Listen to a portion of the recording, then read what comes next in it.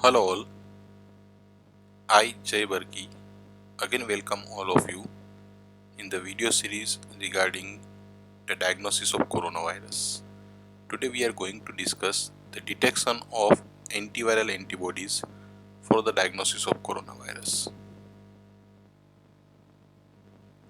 As I said earlier, this is a 5-part video series within which we have already completed 2 of the videos. First one regarding the different options available for the diagnosis. Second one regarding the detection of viral RNA by RT-PCR, and this third video is regarding detection of antiviral antibodies by point of care test. In our next video, we will discuss the future testing methods.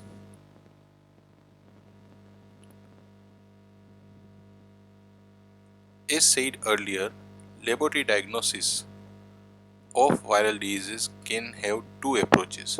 First, the direct approach, in which any of the component of virus is directly detected. Like in our case, the viral RNA is detected.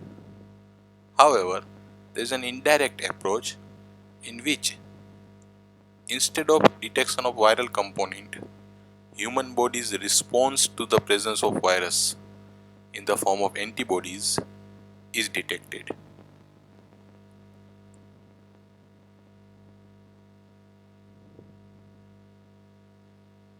There are 2 kinds of diagnostic tests.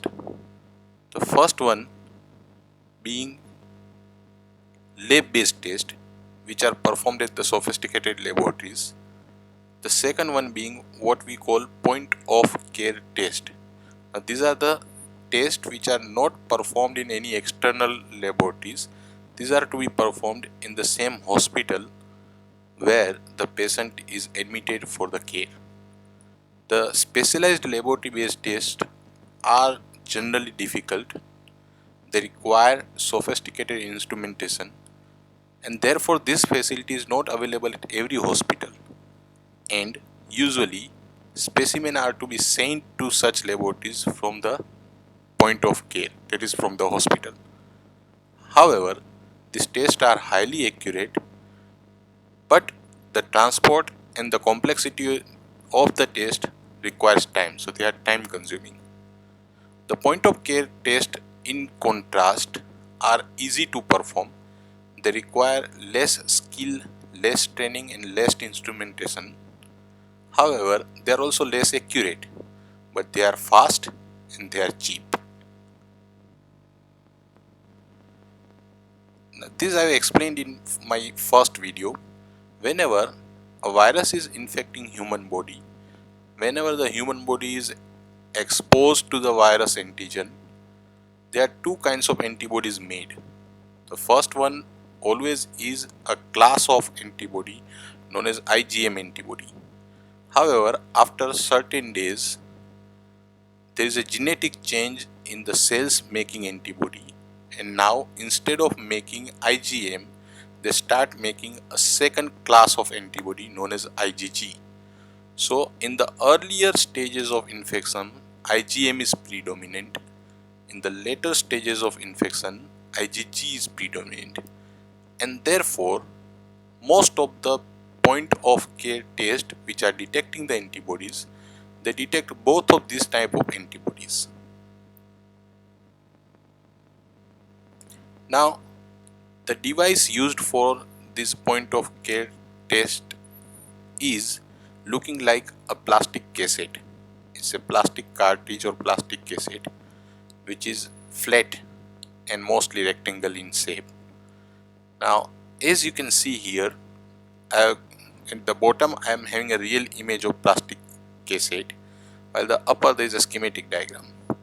Now, on the surface of plastic there are certain markings, certain writings which will explain what this cassette is. So on the left it is explained that this test is for COVID-19 disease and detects IgM and IgG both, and there is a blank space for writing the patient ID, and there are 2 openings in the plastic cassette.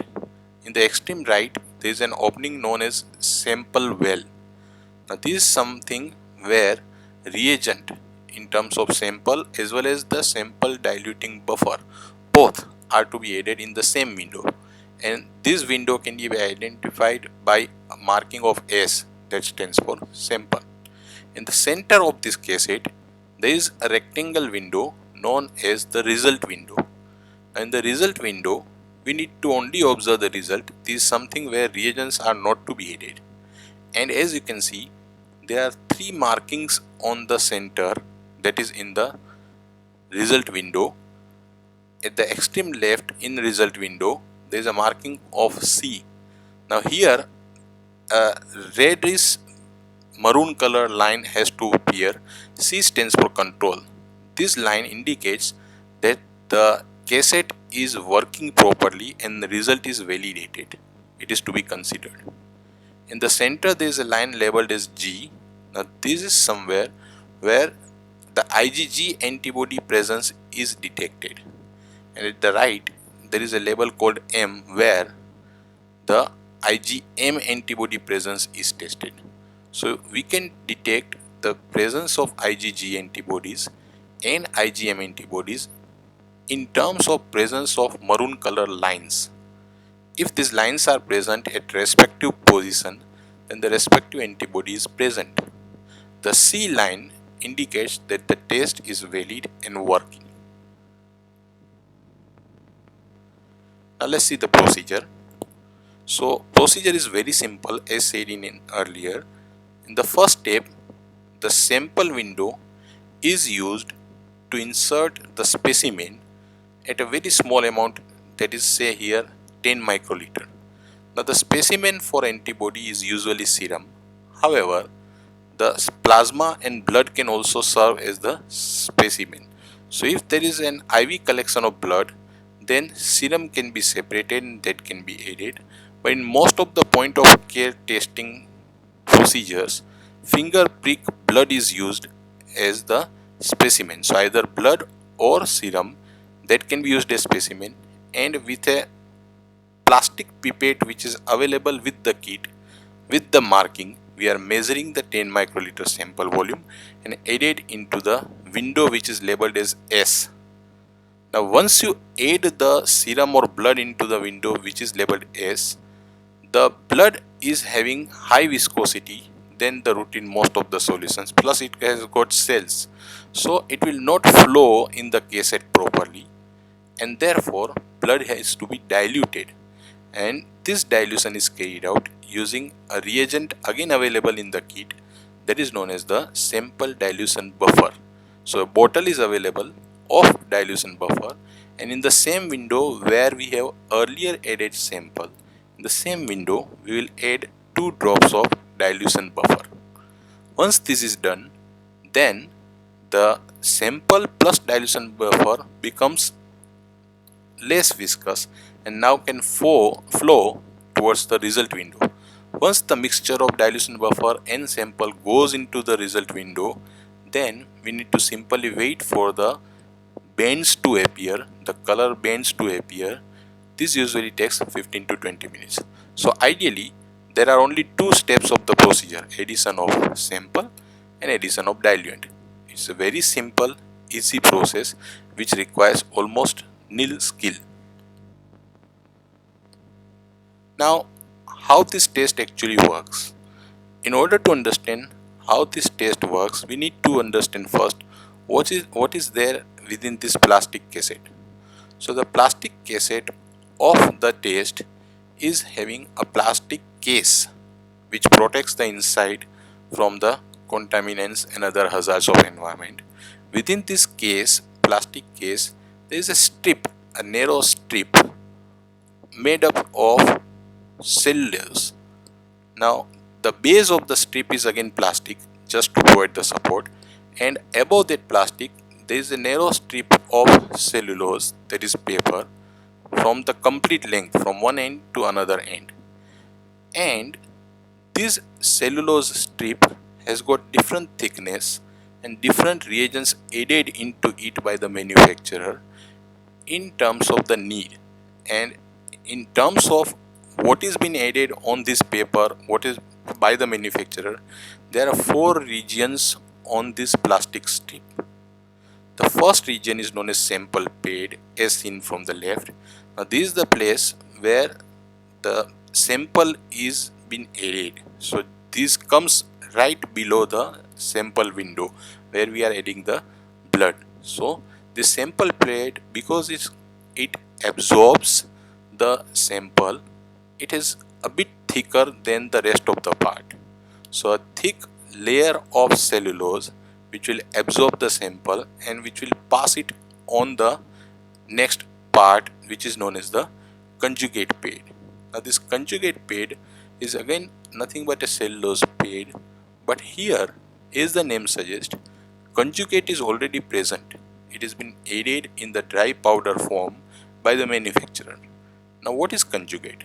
So conjugate is nothing but the virus antigens used as a reagent to identify the virus antibodies.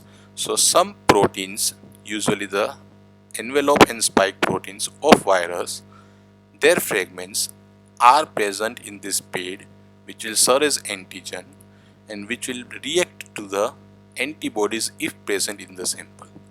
Now, in order to aid the visualization, the antigens are attached with colloidal gold. That's why the name conjugate. It is not only the antigen, it is the antigen with the gold. That's why the name conjugate. So that particular reagent is present in this area. That's why it is known as conjugate pad. Now besides this, there is another reagent, that is rabbit antibodies, which are added here, and those rabbit antibodies are again conjugated with colloidal gold. So there are two things here, the virus antigen and the rabbit antibodies. Now why we need a rabbit antibodies? So virus antigen will carry out the normal virus antigen and human antibody reaction and we will get result whether the antibodies are present or not. While the rabbit antibody will check whether the test strip is working properly or not. So it is for the control line or for the validation of procedure. This is what we call the conjugate pad. Then in the center there is what we call the result window. Now within result window, the cellulose thickness is not much, it is thin, and there are three different reagents impregnated, attached on the cellulose, immobilized on the cellulose in the form of three lines. So there are three lines of reagents which are pre-added and you cannot see it before the reaction happens. So if there is a new cartridge and you see in the result window, as here in the above photograph, you can't see any line. But as soon as the reaction completes, you see the respective lines according to the reagent. Now there are three lines of reagents present here. We shall see later what reagents are present here. And lastly, the fourth segment is absorption pad, where the extra bit of dilution buffer and sample will go. It serves as a sink. So the extra added drop of diluent will not come out of cassette. It is retained within the cassette. This absorption pad serves as a sink. Now let's see how the actual process happens. So in the sample pad, we are adding the sample which may or may not contain antibodies against the virus. There can be two types of antibodies, the IgM antibodies shown here in the purple color or the IgG antibodies shown here with the sky blue color. These two things may or may not be present in the sample in terms of the condition of patient. So patient may have both of these antibodies or may have either of these antibodies or may have no antibodies if the patient is not having the immunity against the virus. In the conjugation pad, as I said earlier, there is a colloidal gold attached antigen of virus shown here as a cube, green colored cube, that is the virus antigen, which is attached with a gold colloid, which is shown here as the brown sphere. So a conjugate of brown sphere, that is gold, and the virus antigen, these both are present in the conjugate pad. Besides this, there is a rabbit IgG antibody with the gold, that is shown here with the golden yellow color. So this is what is already present in the conjugate paired. Then in the result window, the first line is for the IgM antibody, and here there is anti-human IgM antibodies already impregnated, which is shown with the yellow color. So this is an IgM anti-human IgM antibody cultivated in animal other than the humans, say for example in rat.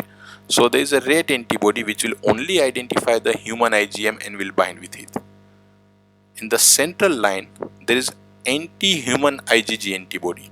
So again, can be an animal origin antibody, say for example rat origin antibody, which will only identify the human IgG and will bind with it. And the third line is for the anti-rabbit antibodies. Now this is the antibody which will bind with the rabbit antibody which is present in our conjugate paired. So this is how the things are arranged. Now say for example that in our case the patient is got both the IgM and IgG antibodies. So what will happen? As soon as we add the samples, the IgM and IgG antibodies, purple and blue color antibodies, will come to the sample paired. When we add the diluent with extra bit of fluid, these antibodies from the sample will flow ahead in the conjugation paired. Now remember, in conjugation paired, reagents are in the dry powder format, which will get solubilized into the diluent fluid, and once solubilized they are ready to react. Now one of the reagent is virus antigen, the virus protein. So if our sample has got any IgM or IgG, which in this case there are both of them are present, then they will bind with this virus antigen. So now we will have antigen antibody complex in both the cases. The purple color IgM, the blue color IgG, both will bind with the antigen, but antigen itself is already bound with the colloidal gold. So this is a tertiary complex now. IgM or IgG antibody, the virus antigen, and the colloidal gold. Now with the flow of diluent fluid, this will come to the result window. In the result window where there is a M line, there is anti-human IgM antibody which will capture our IgM antibodies which is present in sample as a part of now tertiary complex. So we had a complex of IgM antibody, virus antigen, and colloidal gold. These three will be now captured by already absorbed, already immobilized anti-IgM antibodies. So whatever the IgM antibodies were present in sample which is now having gold will get arranged in a line, because there is an anti-human IgM antibody in this line which will capture the IgM. Now once the gold particles are accumulated in this line, the collective appearance, macroscopic appearance of this gold colloid makes a purple color line. But this is only possible if the sample was having IgM antibodies. In the center, if the sample is having IgG antibodies, then those IgG antibodies will bind with the antigen in the conjugation paired, will move ahead to the center of the result window, and here there is an antibody, blue color antibody, dark blue color antibody, which is anti-human IgG antibody. So the dark blue anti-human IgG antibody will capture light blue human IgG, which is already having antigen and the gold colloid. So all the gold colloid will accumulate here only if the IgG antibodies against virus was there. Third line, from the conjugation paired with the flow of diluent, the rabbit antibodies with gold particle are also migrating. These rabbit antibodies will be captured by anti-rabbit antibodies present in control line. Now this will happen regardless what is there in sample, because the antibodies which are present in the conjugation paired, they are moving with the fluid, that is diluent, regardless the presence of anything in sample. So this line will appear regardless what we are having in sample. Now let's see how the result will appear. So our result can have any of these 7 appearances. There can be a control line and there can be an IgM line and no IgG line. So when there is an IgM line and no IgG line, then it is said that the person is IgM positive. That means the person is having early phase of infection. In the second window box, there is a control line and an IgG line, but there is no IgM line. So there are upper two lines. In this case, the person is IgG positive, no IgM. This means that person is either in the late phase of infection or already has recovered from the infection. In the third box, we have got three lines. So all the three maroon color lines are present. That means the person is having IgM as well as IgG. Both antibodies are there.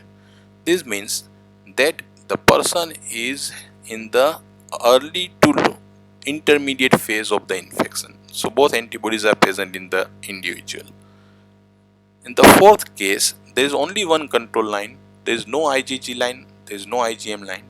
This means the test is negative and person is having no antibodies against the coronavirus. The rest of the three appearance of the cassette are only IgM line, no control line, no IgG line, IgM line and IgG line, no control line, and the last one is the IgG line but no control line again. So whenever there is a lack of control line, whenever the control line is missing, the test is considered invalid. So in order to a test to be validated, the control line must be present. So see the upper four boxes. In all the four cases, the C line is always there. That is must. So this is how in real the results appear. So in the first cassette, there is a control line as well as there is a IgG line. The IgM line is very faint. So person is in the intermediate stage of infection.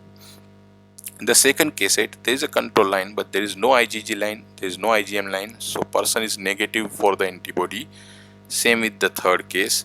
In the fourth case also same.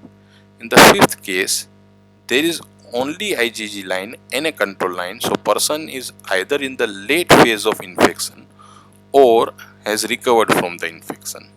In the last case, there is a control line and only IgM line. So this is an example where the person is having the early stage of infection.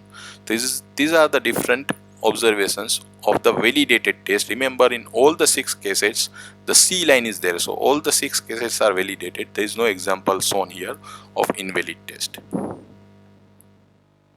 Now, there are some critical points regarding antibody detection kits which are clarified by the Indian Council of Medical Research, ICMR. What are these points? First, the gold standard for the frontline test of COVID-19 disease diagnosis is real-time PCR based molecular test, which is directly detecting the virus and is not an indirect approach. So that is the gold standard. Second, the test we have discussed here, that is rapid antibody test, it cannot replace the RT-PCR frontline test. Third, the rapid antibody test is a supplementary tool just to study the prevalence of disease in an area which is having the high risk of disease. That is what we now call hotspot. The rapid antibody test is only of use after minimum 7 days of onset of symptoms, because as I have explained in my first video, the human body takes time to first detect the antigen, to create the army of effector cells and to produce the antibodies. So the test is not useful in the early stages of infection. The data about the rapid test is emerging throughout the world and our understanding still is in the primitive, and therefore the utility of this test for the diagnosis is not yet confirmed and it is still evolving. The rapid test is useful for epidemiological studies and for the surveillance purpose of possible cases in a geographic area, what we call the hotspot.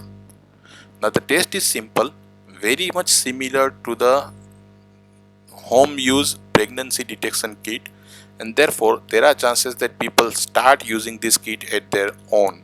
However, it has been clearly instructed by ICMR that test is to be performed under the strict medical supervision and not by the individuals themselves. This is our suggested strategy for using the rapid antibody test. For the use of rapid antibody test, if a person is having influenza-like illness or is in the close contact of person having such illness, and if the infection symptoms are less than 7 days, then the RT-PCR is the choice of method.